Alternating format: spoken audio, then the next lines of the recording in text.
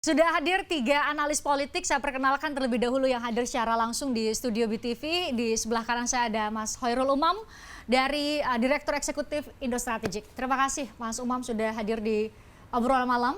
Terima kasih Mbak Frisian. Terima kasih, lama sekali kita nggak jumpa. Kemudian ada Direktur Eksekutif Indonesia Political Review atau IPR ya, Ujang Komarudin. Kang Ujang, terima kasih juga sudah hadir di obrolan malam edisi kali ini. Sama-sama Mbak Frisian, selamat malam. Selamat malam. Secara virtual bergabung Direktur Eksekutif Carta Politika ada Yunarto Wijaya. Selamat malam Mas Toto. Selamat malam Christian. Nah, selamat malam ada Mas Umam dan juga Kang Ujang di studio. Malam. Selamat malam Mas Umam. Mas Toto. Siap. Nah, saya mau langsung ke apa yang paling baru mengeluarkan itu indikator politik sih. Tapi karena ada Mas Burhanuddin ya, udah paling baru mungkin dari Carta Politika. Dari Carta Politika itu ya, apakah mungkin Mas Toto bisa memberikan perspektif hari-hari ini kalau kami lihat dari berbagai lembaga survei itu hanya mengerucut ke 3 nama. Apakah itu artinya tidak akan keluar dari 3 nama itu? Ini di luar dari hitung-hitungan realita politik soal koalisi parpol ya, tapi 3 terbesar itu tidak mungkin lagi disalib oleh nama lain dari 3 selain 3 nama itu, Mas Toto, menurut Anda? Ya, yang pertama kalau kita lihat dari beberapa lembaga survei ya yang melakukan rilis katakanlah dalam 6 bulan terakhir, bahkan kalau mau menarik setahun terakhir pun sebetulnya memang bisa disimpulkan papan atasnya itu hanya ada 3 nama. Ada Pak Prabowo, ada Ganjar, ada Anies. Nah, memang ada perbedaan dan pergerakan selama katakanlah dari tahun 2021 ke 2022. Yang pertama adalah pergeseran dari dulu Pak Prabowo di peringkat 1, tahun 2022 lebih banyak itu dipegang oleh Ganjar Pranowo. Tapi kalau kita lihat dalam 2 bulan terakhir juga ada pergerakan terbaru, minimal kalau kita lihat 2 rilis terbaru dari Carta Politika dan dari indikator politik, terlihat kalau kita lihat di peringkat kedua dan ketiga terjadi pergeseran. Anies mengalami kenaikan, Pak Prabowo cenderung mengalami penurunan, Mas Ganjar cenderung stagnan. Jadi polanya seperti itu kira-kira. Dan kenapa? Kalau kita lihat dalam konteks momen, memang ada sebuah peristiwa besar yang kemudian menjadi spotlight lah selama 2 bulan terakhir, terutama deklarasi dari Anies oleh Nasdem. Dan diikuti pada momen yang bersamaan, tidak berhenti pada level deklarasi, tapi kebetulan juga Anies memang sudah habis masa jabatannya, sehingga kalau kita lihat pasca deklarasi, Nasdem langsung memanfaatkan posisi Anies Baswedan yang sudah bebas ini untuk diajak keliling, yang menurut saya juga diambil keuntungannya oleh Nasdem untuk melakukan konsolidasi internal partai dan mengklaim sendiri ya satu-satunya partai, karena PKS dan Demokrat juga belum mendeklarasikan Anies, untuk kemudian tanda kutip bisa mendapatkan efek ekor jas. Di luar momen itu pun saya dari awal sudah mengatakan, dari tahun lalu bahkan, bahwa kecenderungan kalau dari 3 besar ini mana sih yang cenderung lebih punya ruang gerak untuk kemudian masuk di 2 besar. Menurut saya 2024 ini memang harus besarnya mengarah kepada Ganjar dan Anies, karena mereka memang memiliki ceruk pasar yang jelas. 2024 nggak bisa lepas dari pertarungan lanjutan 2014 dan 2019. Orang bicara keberlanjutan atau orang akan berbicara mengenai perubahan, dan disitulah keidentikan sosok Ganjar sebagai penerus Jokowi dan Anies sebagai antitesa Jokowi lebih memiliki ruang gerak karena positioning yang jelas tadi. Pak Prabowo hanya menyisakan investasi politik karena 2 kali mengikuti pemilu. Itu saja sih, Christian, yang bisa dilihat sebagai sebuah pola. Nah, Mas Umam, Anda setuju nggak karena posisi dipersepsikan bahwa Ganjar Pranowo dan Anies Baswedan ini berada dalam posisi yang diametral, sehingga kalau kita harus mengerucutkan lagi dari 3 besar menjadi 2 besar, hanya akan ada 2 nama itu? Iya, kalau misal kita lihat, memang tren yang berkembang, memang di posisi 2 dan 3 itu relatif cukup kompetitif.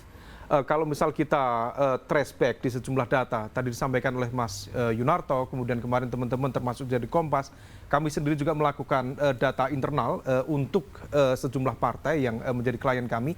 Memang praktis 3 bulan terakhir memang ada crossing elektabilitas, di mana nomor 1 memang tetap Pak Ganjar, tetapi nomor 2 ada perubahan signifikan, di mana Pak Prabowo sebelumnya cukup mengungguli, tapi kemudian ada crossing di sana disalip oleh Anies Baswedan. Tetapi kalau misal kemudian kita lihat angka ini dari Pak Anies dengan Pak Prabowo relatif cukup kompetitif. Artinya mungkin akan ada dinamika isu yang kemudian bisa membuat itu naik turun, jadi up and down di situ. Kompetitif karena mereka berdua, Pak Anies dan Pak Prabowo berebut di ceruknya sama, ceruk suara yang sama atau? Ceruk suara yang sama, tetapi ada tren yang bisa jadi kalau misal tidak diantisipasi, ini kemudian akan terus mengarah ke depan. Karena begini, Mbak, apa yang terjadi saat ini, karakteristik pemilih kita memang lebih menginginkan sosok yang lebih fresh, baru, dan kemudian menunjukkan satu karakter yang berbeda. Tetapi pada saat yang sama kita juga melihat kenapa seorang Prabowo Subianto bisa bertahan meskipun sudah sekian kali pilpres, at least ada 3 kali pilpres. Dan kalau misal kemudian kita lakukan data cross tabulasi kemarin misalnya, paling tidak ada sekitar 30-40% pemilih Prabowo di pemilu-pemilu sebelumnya yang tidak paham positioning Prabowo saat ini. Bahwa Prabowo saat ini sudah berada di dalam lingkaran kekuasaan, di dalam barisan Pak Jokowi, yang itu sangat berbeda dengan narasi yang dulu dia bangun, perubahan, anti Jokowi dan lain sebagainya. Nah, oleh karena itu, pada satu level Prabowo punya basis pemilih loyal, meskipun basis pemilih loyalnya lebih banyak misalnya disuplai oleh mereka yang berasal dari literasi politik yang kurang memadai. Tetapi kalau misal itu kemudian ditambah, maka Prabowo berpotensi kompetitif. Tetapi kalau misal kemudian tren ini terus berlanjut, Mas Anies juga cukup memadai dalam arti dia mencoba untuk menarasikan, tidak untuk menggunakan politik kebencian. Juga sama, mengikuti apa yang disampaikan oleh teman-teman di KIB, Pak Jokowi, jangan gunakan eksploitasi politik identitas.